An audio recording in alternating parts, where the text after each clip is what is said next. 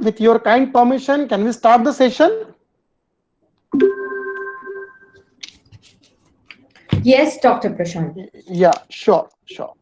So welcome guys. Okay, good morning to one and all. This is Dr. Prashant Chaudhary, your host for today's session. I warmly welcome our respected guest speaker, Varija Bajaj madam, on behalf of Symbiosis Skills and Professional Universities School of Retail Management. And I'm also welcoming this August gathering of faculties and bright young minds. So welcome, ma'am, and welcome all students and faculties. Now, I would like to introduce Varija Bajaj, madam. Yeah. So Varija ma'am is the founder of Varija Lifestyle. It is a leading name in the Indian fashion segment. Varija Bajaj currently has three apparel brands: Office and You, Leila, and Varija Design Studio. You must be knowing all these brands because these brands are very famous and they have a very good brand equity. Okay, so she is also a member of FDCI, that is Fashion Design and Council of India, Fashion Design and Council of India. Then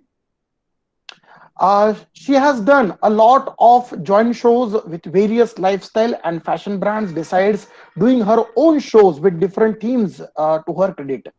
She is also an interior designer, guys, and she caters to architectural and bespoke interior needs. That means customized needs of clients under the brand name Varija Home, which is again a very famous brand in the furniture and furnishing segment.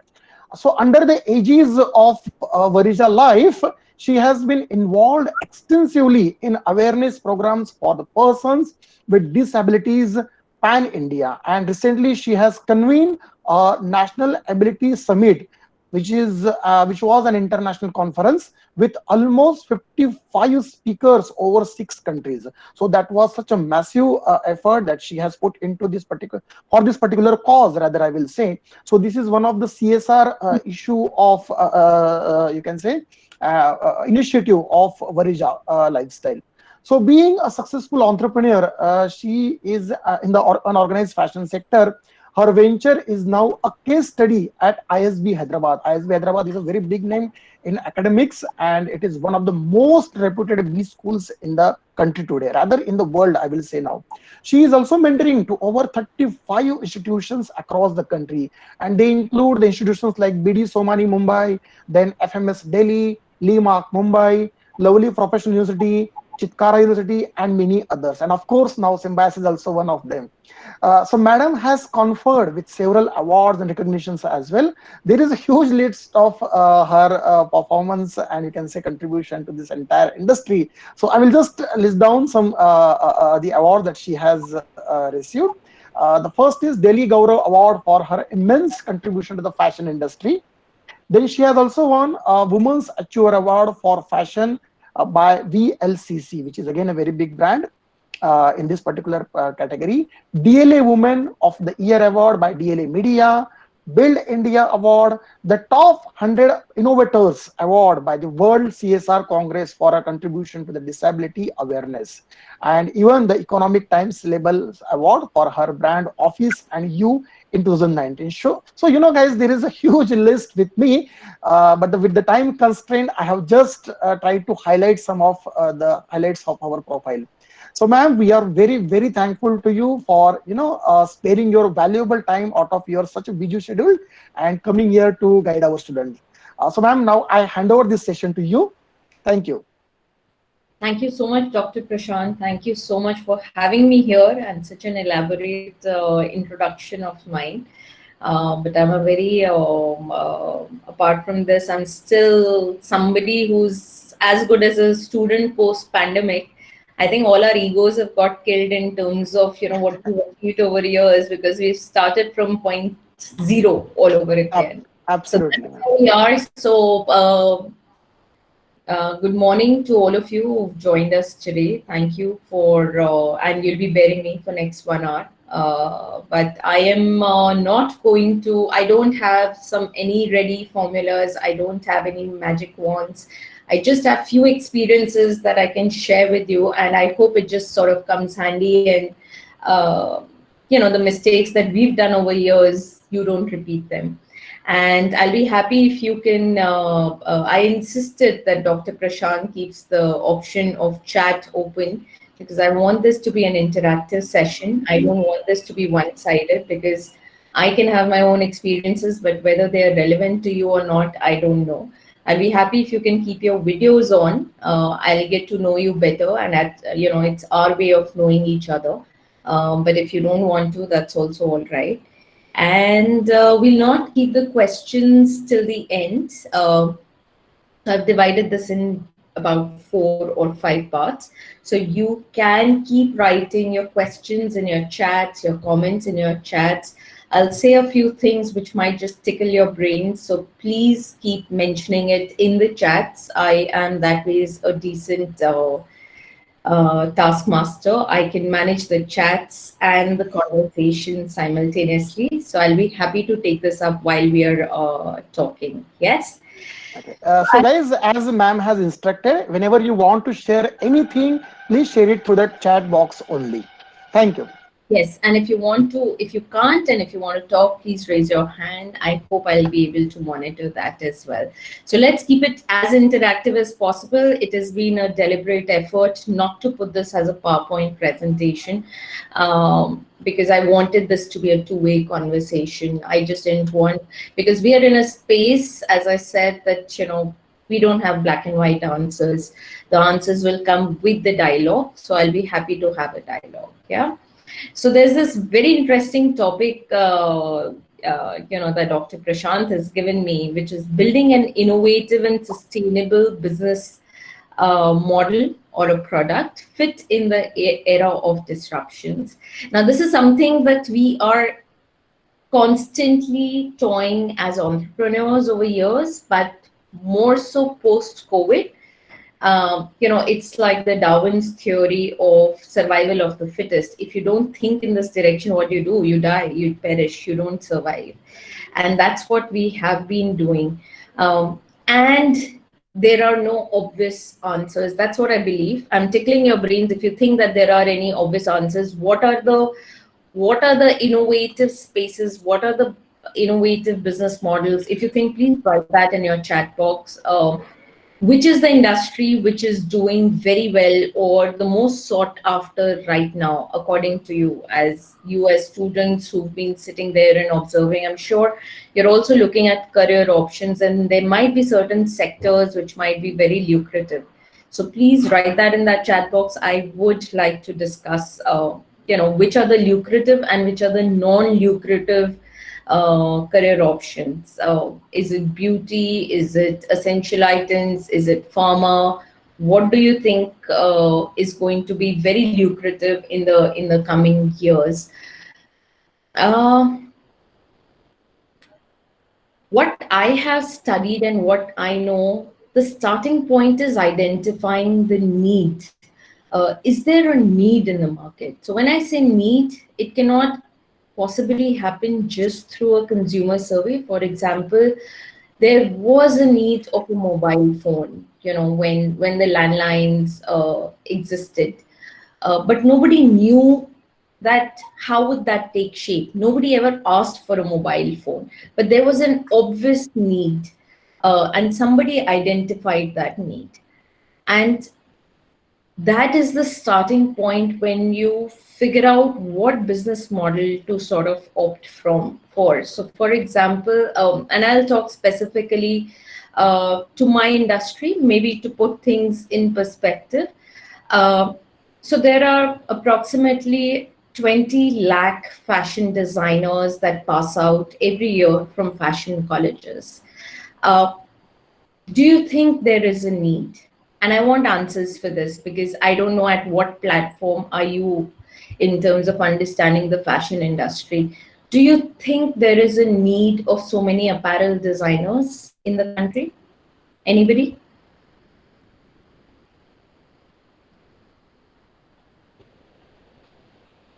So Neil says beauty, e-commerce, nutritious products will boom in the coming decade. Okay, we'll take that up. So I'll repeat my question. 20 lakh fashion designers pass out from fashion colleges every year. Do you think there is a need of so many designers in India annually? Yes, no, I don't know. We don't know about this industry. Guys, I would need your inputs for me to proceed because I don't know what is your level of understanding of this industry at all or any industry at all. Anybody, if you want to unmute yourself, please do that. That's also fine. So Prasad says no, there is no need. Okay. But everybody wants to be a Manish Malhotra. Everybody wants to be a Sabyasachi. Everyone wants to design for Deepika Padukone. Everyone wants to design for an Alia Bhatt. Everyone has a unique style of fashion. So even if there are many pass outs in this field, there is still a place for them. Yash, yes, I agree.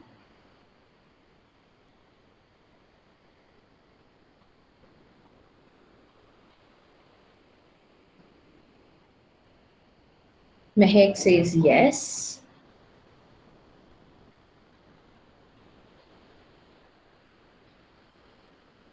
It's interesting how everybody looks at it differently. So Yash has a very different viewpoint. And there are two people who have Prasad and Parth completely say no, with no explanations, there's just no need. Um, and Neil says there's a demand in fashion field, but only the best manage to survive in the long term. Because Neil, we tend to judge them through the same parameter all across, which is the fashion weeks, uh, which is the Pune Times. I believe all of you are from Pune. The Pune Times, the Bombay Times, the Delhi Times. So if somebody's made it there, they've arrived, they've achieved. If somebody has designed for, let's say, a film for Sanjay Leela Bansali, they've arrived, they've achieved it. Those are the set parameters, the way we look at success. Now, let's look at it the other way around. Okay, so what I'm trying to emphasize here is the need bit of it. Okay,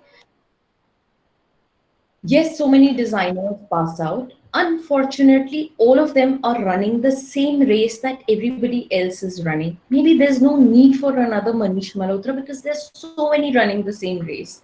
There is probably no need to become a Sabyasachi because it's already a taken place, right? It's the market share in that space is already taken. Maybe there is no additional need for somebody to get into Bollywood to design for actresses or actors or stylists there because there's so many anyways vying to be there or design for the red carpet. Now, where is the need? The need is annually, just in India, on an average, 20% breast cancer survivors are increasing year by year. And by this year, we are anticipating about 20 to 22 lakh breast cancer survivors in the country. When I'm saying breast cancer survivors, these are women who are living in metros. Delhi, Bombay, Bangalore, Hyderabad, Chennai has the largest number of breast cancer survivors. There's not a single national brand that is offering them mastectomy bras. You understand what is mastectomy bras, even for the men. So when the breast cancer survivors, they lose their breast, they need these special kind of lingerie for themselves. There's not a single national organized brand that exists. That is where is the need. There is not a single national, so another space, but what I'm talking about, of course, India has underrated figures of disability. But even if we go by what WHO says worldwide and we consider 15% population, and if your maths are good, your management students, we are 130 crore population. Can somebody quickly tell me what is 15% of 130 crore? I need some maths here. I don't have a calculator. 15% of 130 crore population. What would that figure be? Anybody? Maths, guys.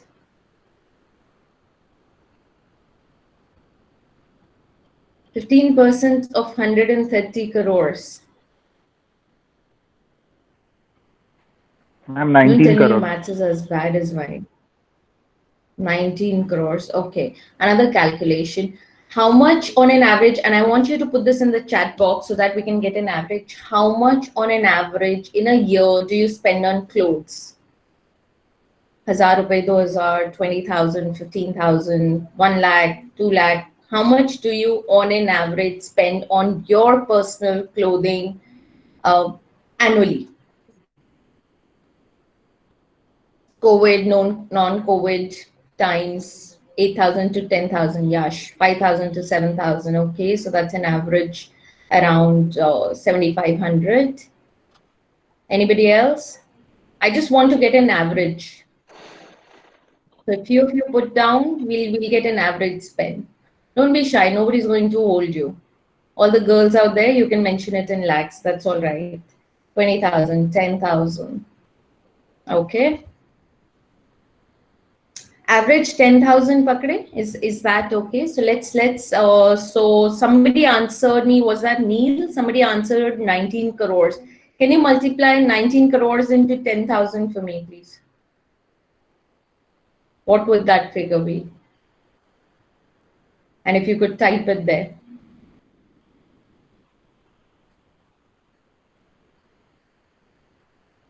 Nineteen crore people with disability into, you've probably lost the number of zeros there, into 10,000.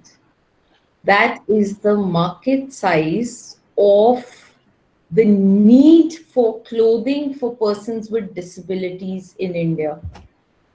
But what are fashion designers doing? They're wanting to be a Manish Malhotra, they're wanting to be a Tarun, they're wanting to be somebody out there who's there on the fashion week and Bombay Times, etc., etc.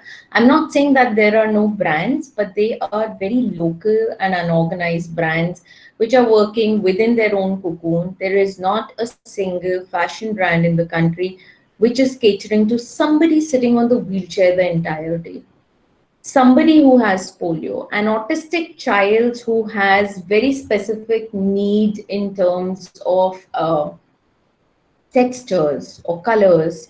Down syndrome. Do you know what is Down syndrome? If you've seen children who have Mongolian features, like flat nose and so these are kids who are Down syndrome. So Down syndrome kids have eagle chest. The eagle chest is that their chest is little out. That this bit is like this. When they're wearing clothes like what you and me are wearing, they are usually ill-fitted. There's not a single brand in the country. Forget about in the country, even worldwide, there are a handful of 3 or 4 brands that you can say that yes, they are working in a large scale or in an organized way. Now that's the need. There is always a need, but you need to maneuver yourself, right? So that is what I was trying to emphasize, that your starting point is the need. Now when I say the need is not what I want to do. The need is of the customer. So you need to step outside and think, one, there is a need. The second very important question is, the need is what you think is the need, or the customer also thinks that there is an equal and as important a need, right? So Mehek, for example, you said, as every designer has different style and wants to work with different fabrics, that is my need as a designer. Who cares? Philip Kotler says, if your customer wants rotten apples, you give them rotten apples. You don't give them fine apples. So if the designer has the need to make fine apples, design for the runway, make beautiful outfits, but there is no commercial need, Pauls, you're not in the business. You need to figure out what is your customer need. You need to put yourself in the shoes of the customer. When I had launched my brand 17 years ago, I was told, be inspired by the runway, be inspired by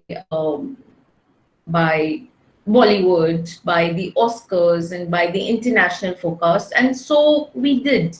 We were making halter dresses, we were making dresses for petite women, we were making corsets. If the men understand all this.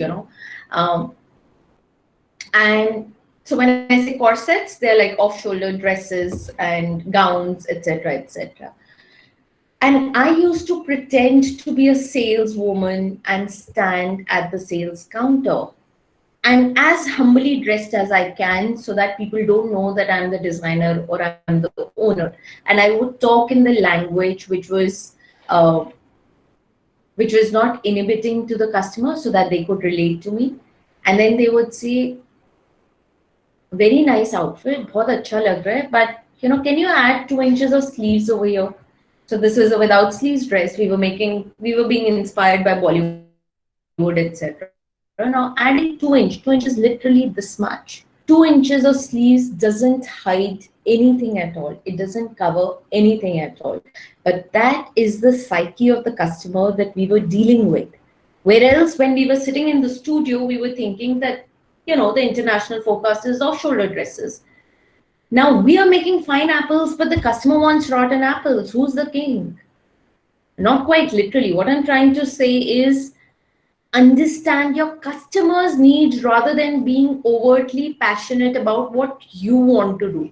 Because, and there's a very thin line, and we often get carried away what we want to do, not about whether there's an actual need or demand about what we are rolling out in the market. And somebody very initially, Neil, said that there is a space for beauty, there's a space for e-commerce, there's a space for nutritious products in the future. Yes, I think there's a lot of need, but package it the way the customer wants it. So e-commerce for that matter. There's a space for e-commerce, but there's a limitation of e-commerce as well. So we launched these two brands, Office and Due and Leila, about 2 years ago. Now, Office and Due focuses on workwear for Indian women. It has three categories: corporate, which is typically what women in boardrooms would wear. There is feet on street, understanding that there is no brand nationally that is focusing on Indian women, so to say, and their need. Now, their need is that when they are working in a labor-intensive environment, when they are going by autos or by metros or by buses or being in Chandni Chowk or you know uh, uh, working on construction sites. Let's say I'm an interior designer, I'm dealing with a lot of labor. I can't possibly be wearing skirts and blazers or white crisp shirts. What is it that women should be wearing there? Now, internationally, workwear has been defined like that. Now, Indian women need is very different. So we coined this term called feet on street. So while you're on the street, what workwear should be? Anti-crease outfits, anti-perspirant outfits. You don't, I mean, you sweat, but you don't smell, or it's absorbed through the entire day. The way you look, because you're working in odd conditions, you're working in an environment where there are a lot of men, and probably you need to be conservatively dressed up. So there are sooty versions of what workwear can be. So there was an obvious need. And and you'll be surprised, where do you think our office wear clothes would be selling? We are in the e-commerce space, so we are on Amazon, Flipkart, Nikon, Myntra, Tata Click, Ajio, name any of these good sites. Where do you think our clothes would be selling, office wear clothes? Anybody? Which cities?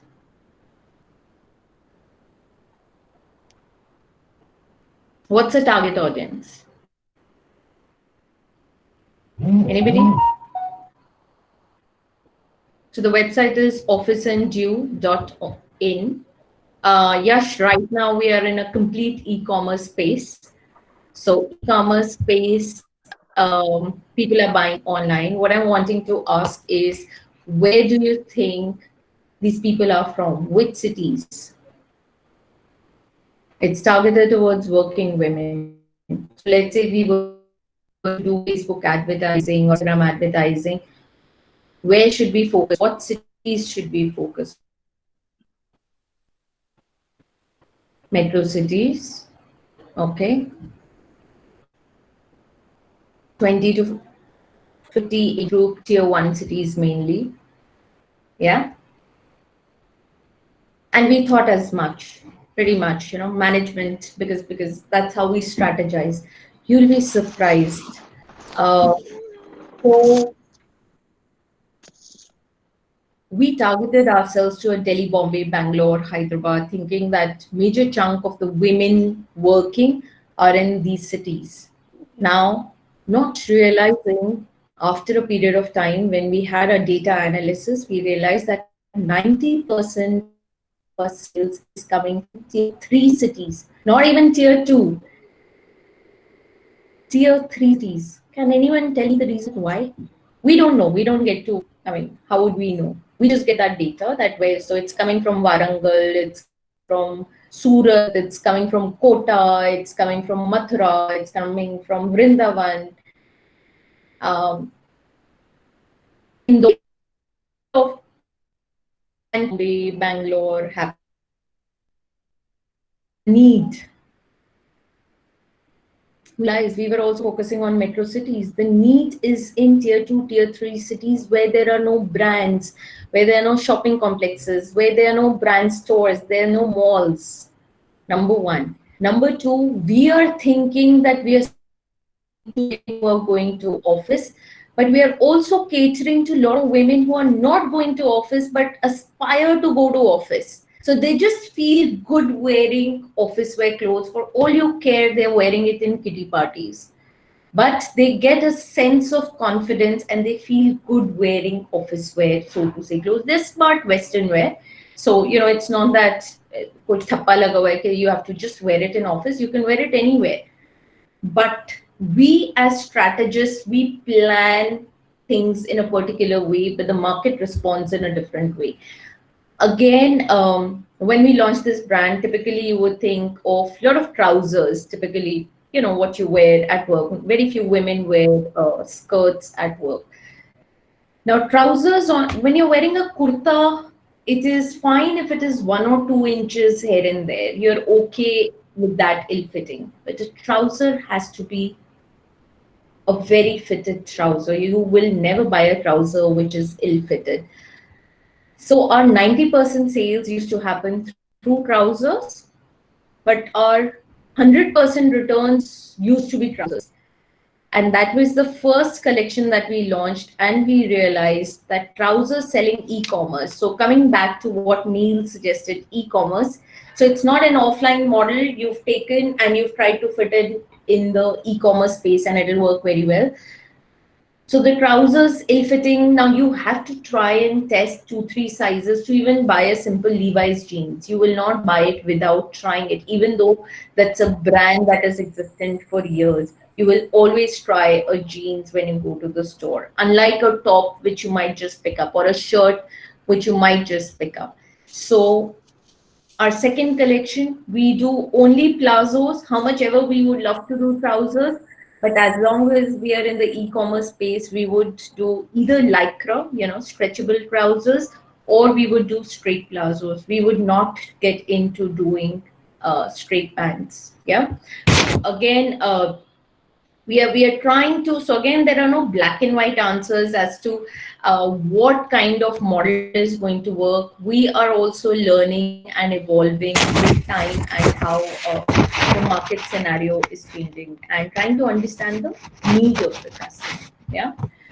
The I think the other area that is so anybody wants to say something with regards to the need benefit? Any questions to identify the need or want to share their thoughts about it so that I can move on to the next point? Anybody? Okay, so we'll take it up later. The other area is adapting to change. This is the must right now. As you can see, all the plans, at least in last year and a half, everything, the way things are being planned, you have to, if you don't adapt to change, there is a certain strategy you need to have. Earlier, we used to have one backup plan. Now we have 20 backup plans. When I'm saying backup plan, it is for every damn thing that you're doing at work or even work. So even something as small as a courier delivery. So e-commerce, we get about 12 to 24 hours to dispatch our outfits, right? Now the scenarios are that my e-commerce manager can fall in, which is quite, and with the cases rising, it can happen. Do I have a backup plan? And in that space, we are still a startup, so you can't have too many backup um, human resources. And tomorrow, if you were to start your own business, you will not have, for one job you'll not have five people, right? um, there would be a courier company, there would be, so there are a number of people involved, there would be somebody who's stitching it, there's somebody who's dispatching it. So your processes have to be in place, and it should not be people driven but process driven.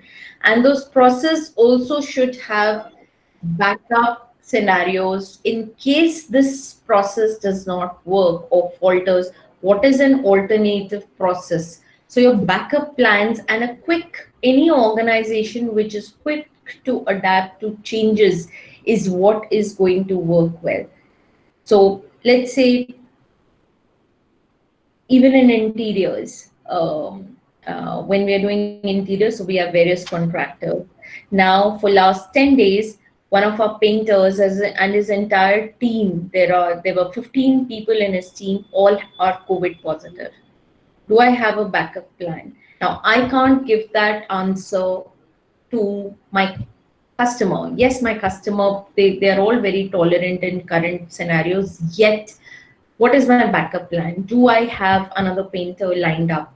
And for everything, whether it's the painter, whether it's the stone guy, whether it's my tailor, whether it's my master, whether it's my production manager, whether it's my designer, what is the backup plan? Do you have a backup plan for everything, even for your business? Let's say your business doesn't kick off, or there is something that might happen tomorrow. Do you have the courage to shut it down? And let me tell you, just look at the stocks of various company. If you have interest in share market, just look at the stocks of various companies. The companies which have shut down their businesses which were not doing well, or their verticals which were not doing well, their shares has soared much higher than the ones who stuck to the loss making units also.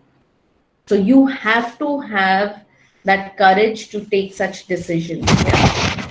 So adapt and quick, and typically the mechanistics, you understand a mechanistic approach and an organic approach. A mechanistic approach is typically what is in the corporates, that this is the style, this is the work that I'll do. So even when you're moving out, joining any organization, try to get as much as possible the style of organic style of working, which is that today you're doing this, tomorrow you might be required to do something else. As long as you are quick to learn and ready to learn, adapt to change, I think that is what is going to help you as employees as well as entrepreneurs. I'll give you a very small example, and sometimes it just works brilliantly. So we never say no to any work. Okay, so 6 years ago, I, we were in the business of apparels. We were in the business of apparels for last 17 years. And 6 years ago, around about Diwali time, we thought, we need to send Diwali gifts to our clients and to the media, and, like we all do, right? So we thought, let's send something personalized. Now, they are both men and women. So when I say personalized, it can't be clothes because we are into women clothes only. And in our list, we did have men as well. So we said, okay, let's just send some cushions. Let's make some nice cushions, embroidered cushions, and send that, and it's personalized. It's not just something that you've picked up from the market and you send it to somebody. It'll be something that they'll not forward, at least. You know how we have this recycling of gifts business these days. So we'd send these cushions, but then what's the purpose of sending the cushions? Why should we, it's a little odd. So, okay, so let's send a tag and say that we've launched Varija Home, a furnishing line. But why are we sending it to you? Okay, so so we had written a very nice note, putting it together that, you're the first privileged people to get a first line of furnishings. And we thought, wo karke, we'll just, there was no intention to really launch into that line. Uh, we had sent about 200 questions. We got orders for approximately 1900 questions on the basis of those. People really loved it. And some stylist we had sent, and then she loved it, and she wanted to send the same cushions to Amitabh Bachchan's house. So we ended up making a whole lot of cushions for Amitabh Bachchan's house. So we kept getting orders, and people loved it. It was out of the box, something unseen, and we kept getting orders, and we thought, here is an idea that we can explore getting into home furnishings with no additional infrastructure, and it's fairly easy. Char silai mara and your cushion is ready, right? Unlike the garments which are far more complicated. So we got into doing cushions, and we thought we'll sell it online. You know, no infrastructure, very easy, existing stuff, existing infrastructure, and no major R&Ds required. So we were anyways doing wedding exhibitions. We were selling through offline stores, and they loved it. And we put an additional stall of cushions. Now, the customers, they would come, and we were doing wedding exhibitions because at that point we were only in wedding space, not realizing कि घर में जब शादी होती है, you do up your house as well. You also do interiors of your house. Invariably, 90% of the people do up their house before there's a wedding in the family. The cushions flew off the rack. We didn't realize it. And then we had additional demands of, can you do curtains, matching curtains for us? We said, we've not done it, but there's no rocket science. Sure, we can. The next one was, can you do bed sheets for us? So, kiya nahi hai, but kar sakte hain. Okay, fine. We did bed sheets. The next one came, can you do the entire room furnishing? I said, I would love to see the room. I was like an excited child. I said, I would love to come to your house and see the room and then plan it accordingly, according to the theme.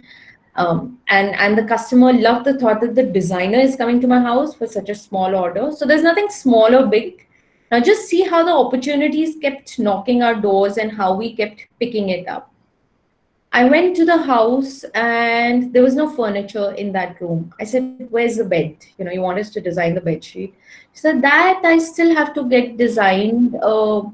Can you give me some interesting idea? Can you make it? I said, किया नहीं हूँ, but कर सकते हैं. And then, it was a teenager's bedroom. And I suggested that we make the entire bed with, how designers are kinky. We suggested that we make a bed with pastel color pencils, pastel blue and a pastel pink. So we used 1500 pencils to make the bed. The bedside was all pencil stuff. An idea out of the box. She loved it. We made the bed. She loved, and the furnishings of that room. She loved it. She said, "Can you do a drawing room next? Can you do a terrace garden next? Can you do the driveway? Can you change our gate?" We got into finding differences. And we just posted a few pictures online because we were, of course, not in the space. There was no networking, no background in interiors. The next project came was. Can you हमारा plot खाली है, can you make a 3-floor building for us? We really loved your style of, there's a lot of warmth in what you design. We're like, किया नहीं है, but कर सकते हैं. Sure, we can. And so initial 2-3 projects that we did, we like Prashant said very initially, and I was laughing about it, the brand equity that we had built over years in the apparel brand got us in a space where we had zero expertise. We had zero expertise in interiors when these projects came to us. But the clients trusted us more than we trusted our own expertise in that space. And there was a pressure to hold up or stand by the brand that we had built up. So it's not that, so I think initial 3 or 4 projects that we got, we were not sure. We thought, they're too smitten by my personality or too smitten by the brand that we have to go for interior designers who don't really have a background and an expertise in that space, but not realizing that the brand equity that we had built over years. And we, of course, did this responsibly. Then we we got expert team. It's, you know, it's not as simple as making clothes and then, you know, alter kar diya. If it's not fitting you, okay, यहाँ से tight कर दो, यहाँ से. It's not like ये दीवार नहीं चल रही तो ये तोड़ दो. It doesn't work like that in homes. So that's how we got. So as I said, we were not mechanistic. We were very, very organic in our approach. We had not done any of what we are doing even today. And that keeps us on our toes and a constant learning. Coming back to, there is no black and white answers to what we are discussing today. Be open to what is coming your way and not say ये तो मैंने आज से पहले किया ही नहीं. Did you know how to speak when you were born? Did you know how to eat food when you were born? Did you know anything? You started at some point and it was a learning. So it's of course a call for you to decide what space you want to get into. But you know, one of the lamest things is, even somebody who joins us today, one of the lamest thing is, I haven't done this before. Figure it out. Today's time and age, everything is a click away. You know, this generation, everything is just Google it up. Yeah, if there are tutorials, there YouTube, there is access to mentors on LinkedIn, social media. Today I was reading one of my friends who's an ex Mahindra guy. He's offered students and people that every day 8 to 9 in the morning I will give free advice to people to make resumes or mentor them. There are a whole lot of people out there to help, who want to give it back to the society, but do you want to learn? So the big question is, are you open for that organic change? Yeah? So adapt to change and quick learning is very important. So for example, our offline stores were not doing well during COVID. We changed our entire strategy and our focus was online because that is what made us survive. So either we could have said like everybody else, oh, you know, it's a bad space to be in, apparels are not doing well, etc., etc. But we figured out, if something's not doing well, something else is doing well. Just focus your energies and quick adaptation to change. I think another key thing in current times and many, many years to come, which people have realized, is that you need to have very low fixed costs. So everybody is going to be an entrepreneur. All of you are going to be. So people are going to come. So now what we do and what a lot of people do. So anyways, fashion industry used to work like that. So nobody hired fixed stylist or a fixed photographer or a fixed videographer. We don't have them in-house. We come together for a project, we work together as a team for a project, and we disassemble. And that is what is going to happen with all of you. This is because people have realized the redundancy of fixed salaries, fixed, like you can see co-working units or Swiggies and the Zomatos, the redundancy of having a fixed asset and people on payrolls, etc., etc. That is going to change in the economy. People are going to come together for particular projects, whether it's digital marketing, a lot of digital marketing agencies, but it's earlier there would be one agency who would hire and constantly look out for businesses. But this is, so a lot of freelance jobs are going to come in. So what is really going to happen is that people, if there's a project, an SEO guy, a content guy, a graphic person, a paid marketing person, a client servicing person, they will come together for a project, service that project. If there are more projects, they'll keep working as a team. If not, they will pick up other projects simultaneously. This is what is, because the markets are going to be, and right now, very volatile, which is some days are going to be super busy, the other days will be very low. So which is what is also happening in the apparel segment.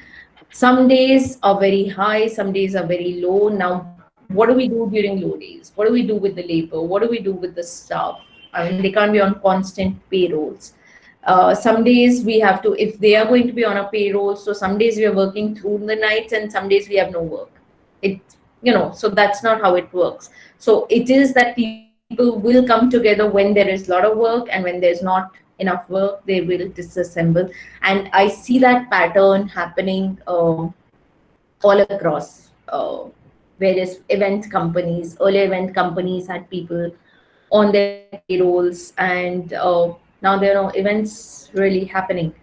So now what they've done is they just come together for an event, and then they disassemble when there's no event. Yeah. So in short, this is what I tried to encapsulate in about an hour. I left last 10 minutes for any questions that you guys want to ask, and you can unmute yourself. I'll be happy to take them up, or even just share your thoughts.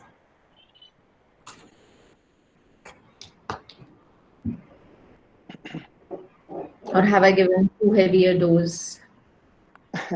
Students, you can just mention your questions in the chat box if in case you would like to ask, or you can also just share your views, your feedback about the session, what you have learned. Okay, either whatever you want to share.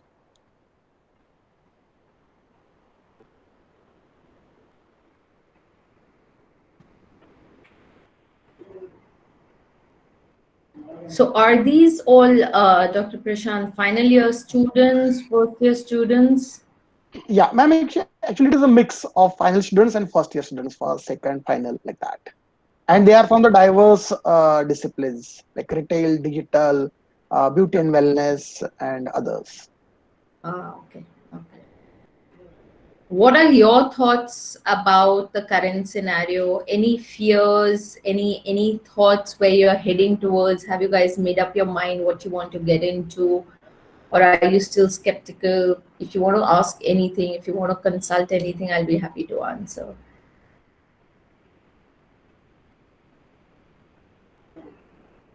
Yes, yeah, sure. Too many backup plans all the time, all the time.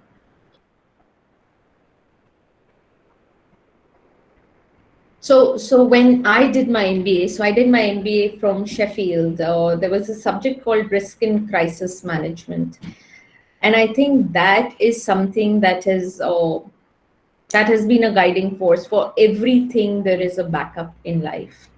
Uh, I mean, you'll be surprised, and some of you might even laugh at this. I have too many backups for what if I fall ill. So I have a very pivotal role to play in this organization. But everybody in the organization, what if I'm not available? What if I'm in the hospital? What if something happens to me? So I have backup plans even for that. So when I can plan that for myself, I am definitely planning it for every scenario and every individual in the organization for the smooth running of an organization. So that is the level of backup plans that we get into.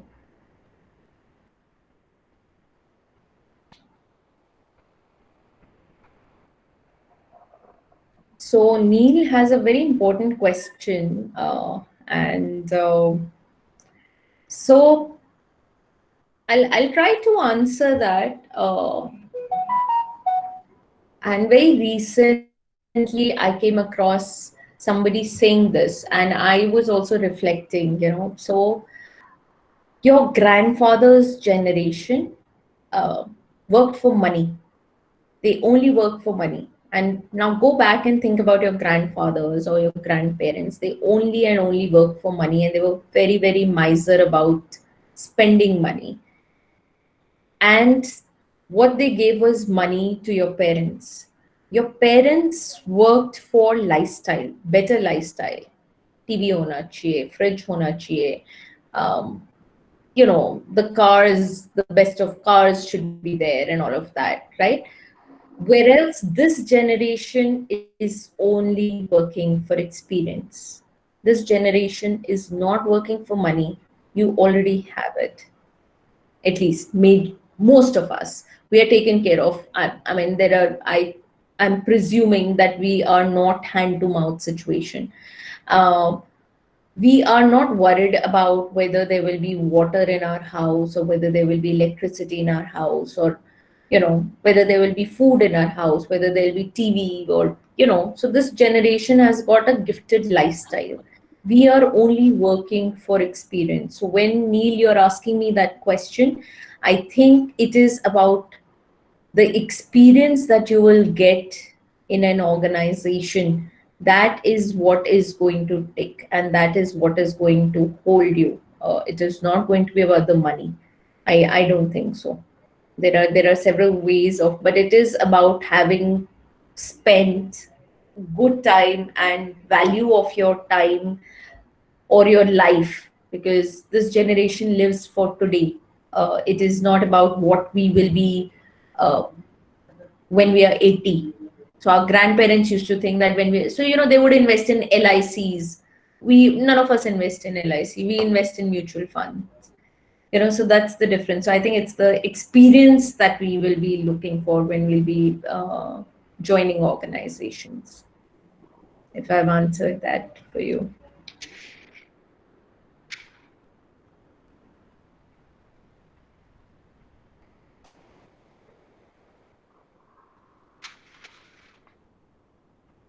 Anybody else? Anything else? You can also share your thoughts. It's not that I'm sitting here to answer questions. I mean, we can just share our thoughts. Maybe I'll get to learn few things from you. One of our brands is Leila, which is targeted towards millennials, and I am constantly on a lookout to understand that what is it that they want. So I'll be happy if you guys share your thoughts. What is it that you guys are seeking?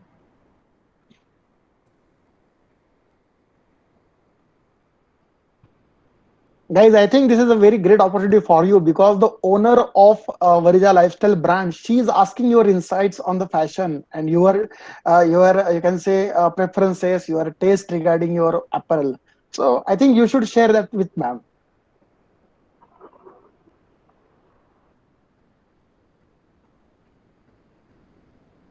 Even if you want to connect offline, I'll be happy to address your queries there.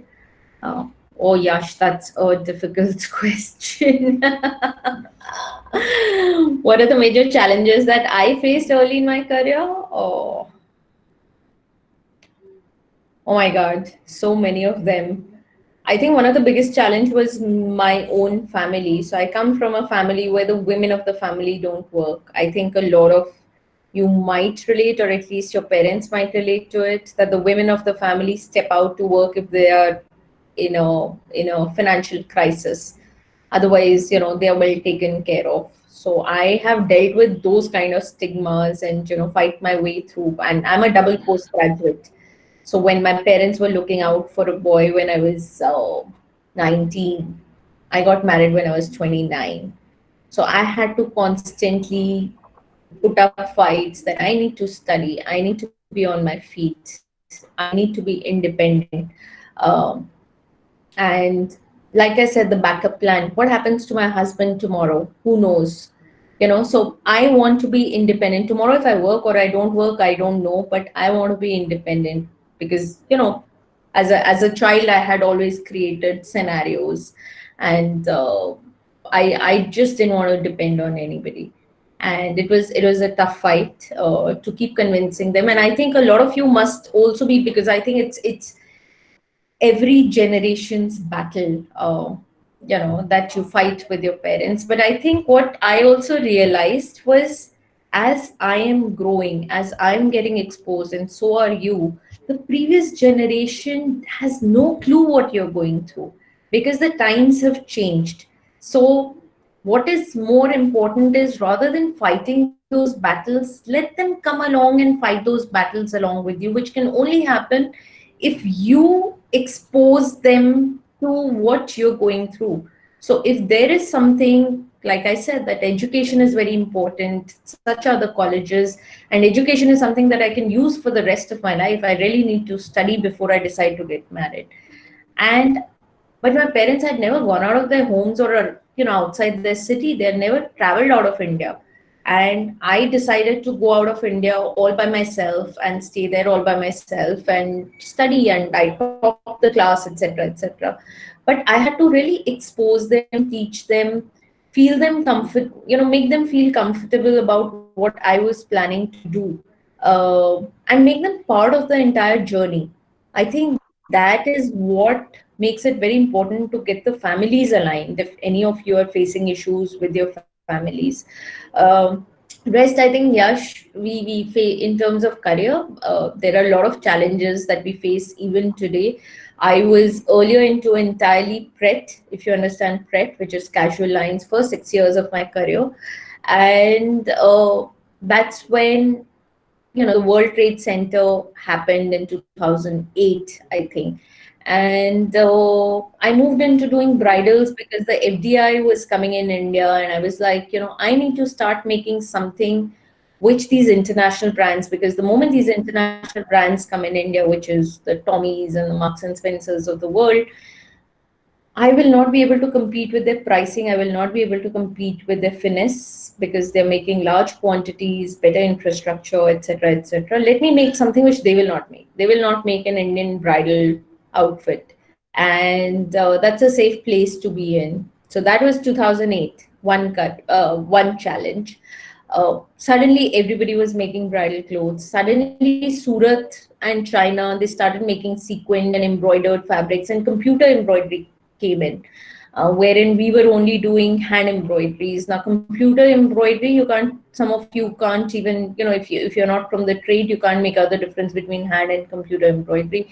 All looks bling, all looks good, all looks nice on pictures. Digital media sort of started coming in. Social media started coming in. So earlier there was a need of that one Banarsi sari, that one Kanjivaram sari, that one outfit which looks exquisite out of the world. Now it doesn't. Last 6 years, the scenario have changed. All that matters is that one picture that goes up on the social media. Earlier, you would spend money on your brother's wedding, on your sister's wedding, and that's it. You would probably repeat those outfits on your friend's wedding. Now it doesn't matter whose wedding. It's just about that one selfie or that one picture that goes on the social media, and you don't want to repeat it. So the scenario and the lifestyle and the usage has changed with social media. Now people don't want to spend on those five outfits for their wedding. They would rather want 50 outfits and not want to repeat it. That's what social media is doing to us. We had to change. Another challenge in our career to shift from very exquisite designs into mass market, churning out quick designs, quick turnaround. Pehle we would just make one collection through the entire year. Then it was two collections in the entire year. Now we make eight collections across brands in the entire year because quick churning out. So, like the topic says, right? Fit in the era of disruptions. So this is how the career graph has been in last so many years, that we have changed to the market scenarios as the customer need has evolved, and it is going to be constantly changing. We can't say, it's as I said, it's a survival of the fittest. So we've been around for the simple reason that we've constantly kept evolving ourselves.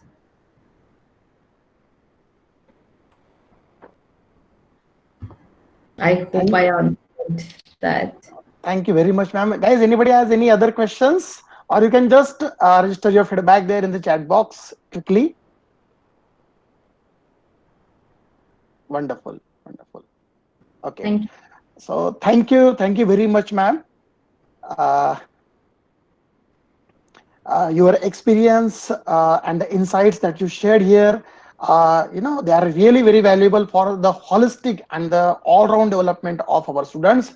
And ma'am, as I told you also before the session was starting and we were discussing about the flow of the session and all that, I am also very much interested into this particular topic, that is fashion retailing and startups that are coming up in fashion, because I have worked with lifestyle and my PhD was also on fashion retailing. And the book that I have authored in retail management is also from the perspective of fashion. So this particular session was a very good learning for me also personally. Anyway, so I'm hereby thanking you on behalf of Symbiosis Skills and Professional Institute School of Retail Management. We all are very grateful to you, ma'am, for all the efforts that you have taken for us and sparing time out of your busy schedule. Not at Uh, all, Dr. Prashant. yeah. I think it was an absolute honor, and I hope you guys don't do the mistakes that I had done in my career. That's the only point I wanted to make. So whatever, if you can get shortcuts, or it's also a certain sense of responsibility. Maybe I'm just growing old, where I feel that what we need to leave behind. So my father had a better lifestyle than my grandfather, and he left something behind that I'm living a better life. And you guys are the next generation. Hope you have a better life than what we've lived through. You don't make the same mistakes. And that is the only purpose of this exercise, that you are better than what we are. So all the best to you guys, and thank you for bearing with me. Absolutely. So at the end of the session, I would like to thank, I'm very thankful to Honorable Chancellor of our university, Dr. S.B. Mujumdar sir, Honorable Pro Chancellor ma'am, Dr. Sachi Mujumdar madam, Honorable Vice Chancellor, Dr. Ashwini Kumar Sharma sir, Director of School of Retail Management, Dr. C.J. Rajendra Prasad sir.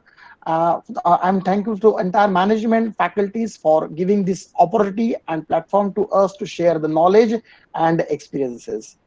And last but not the least, thank you very much, ma'am. And definitely, we are looking forward to continued association with you for all our learnings. Thank you. Thank you, Dr. Prashant. Thank you, everyone. Have a good day ahead. Thank you, madam. Students, please register your feedback in the chat box quickly.